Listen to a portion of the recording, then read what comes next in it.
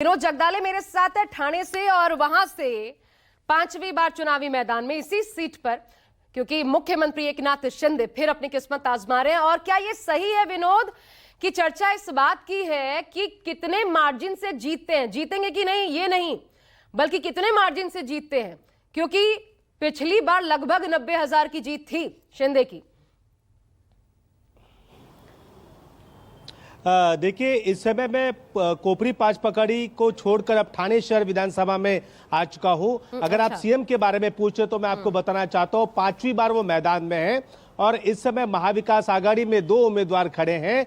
एक महाविकास आघाड़ी में ये सीट शिवसेना यूबीटी को मिली थी, लेकिन कांग्रेस के एक बागी मनोज शिंदे वहां पर चुनावी मैदान में है, तो वोटों में टकराव होगा, वोटों का बंटवारा होगा और यहां पर फायदा सीधा एकनाथ शिंदे को होगा। देखिए, एकनाथ शिंदे को अब मार्जिन कितना मिलता है ये देखना जरूरी है, क्योंकि पिछले बार के मुकाबले ज्यादा मार्जिन मिलता है क्या महाराष्ट्र में वो पहले 1 नंबर से आते हैं, क्या पहले 1 नंबर पर आने वाले जो व्यक्ति थे अब वो कितने वोटों से जीतते हैं या फिर उनकी सीट जाती है, वो देखना दिलचस्प होगा। क्योंकि पिछली बार 2019 के चुनावी नतीजों में महाराष्ट्र में सबसे ज्यादा वोटों से चुनाव जीते थे वो थे अजीत पवार, लेकिन इस बार अजीत पवार जीतने के लिए हर संभव कोशिश वहां पर कर रहे हैं। इस समय मैं ठाणे शहर में मौजूद हूं, यहाँ भी त्रिकोणीय मुकाबला है।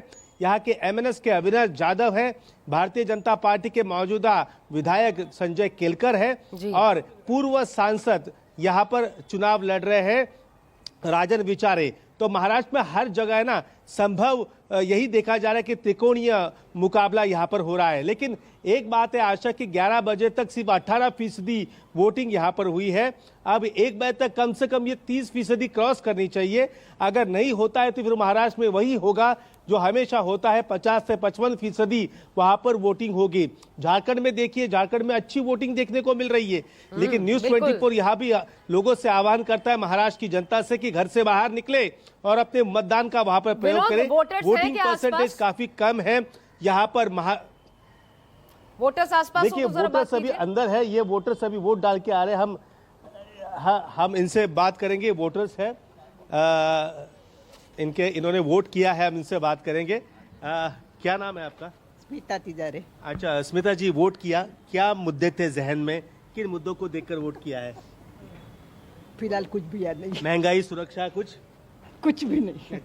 आपने किन मुद्दों को ध्यान में रखकर, यंग है आप, किन मुद्दों को देखकर वोट किया? इंफ्रास्ट्रक्चर डेवलपमेंट, ये सबसे अहम मुद्दे हैं, राइट? तो इसके लिए और कुछ नहीं। तो देखा आशा, इंफ्रास्ट्रक्चर डेवलपमेंट, इन मुद्दों को देखकर वोट किया है। और आपको तो पता है जहां इंफ्रास्ट्रक्चर और डेवलपमेंट की बात आती है तो वोट किस पाले में जाता है ये बताने की जरूरत नहीं है। अच्छा, ये तो जाहिर विनोद सी ये बात है बताइए कि ये वोटर्स का मूड है, ये मूड हम जरा ये समझाइए विनोद कि ये उदासीनता की वजह से है, कम वोटर्स का बाहर निकलना ये पैटर्न, या फिर ये अमूमन होता ही है महाराष्ट्र में, पढ़े लिखे लोगों को वक्त नहीं मिलता चुनाव में मतदान का? देखिए 2019 के मुकाबले है ना इस बार वोटिंग परसेंटेज कम नजर आ रहा है। आपने देखा ही होगा कि किस प्रकार टीवी पर नेता किस प्रकार के बयानबाजी करते हैं, कोई बटोगे तो कटोगे, एक है तो सेफ है, वोट जिहाद, उद्धव ठाकरे कहते हैं नोट जिहाद, कोई कहता है आरक्षण, कोई कहता है जाति पर वोट दो, कहीं पर है मराठा आरक्षण, कहीं पर फ्री की रेवड़ियां है, ये सारे तमाम मुद्दे हैं। कुछ लोग ये सोचते कि भाई वोट करके मिलेगा क्या, कुछ लोगों को लगता है कि कुछ लोगों ने वोट खरीद लिया तो हम वोट करने क्यों जाए, लेकिन ऐसा नहीं है।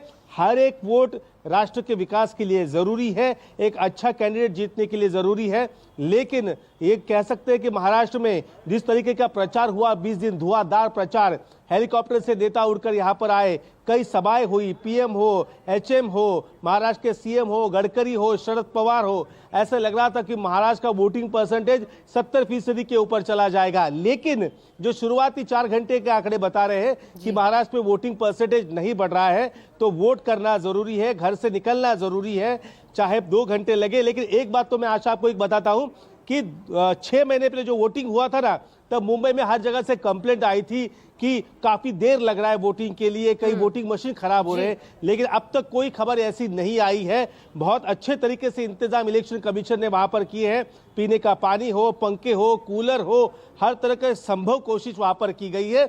लेकिन वोटिंग परसेंटेज बढ़ना जरूरी है, तभी कह सकते हैं कि इलेक्शन कमीशन के ये प्रयास काम में आए। बिल्कुल, और झारखंड में ठीक इसके विपरीत बढ़ चढ़कर लोग बाहर निकल रहे हैं। आज 38 सीटों पर दूसरे फेज का यहाँ पर मतदान हो रहा है।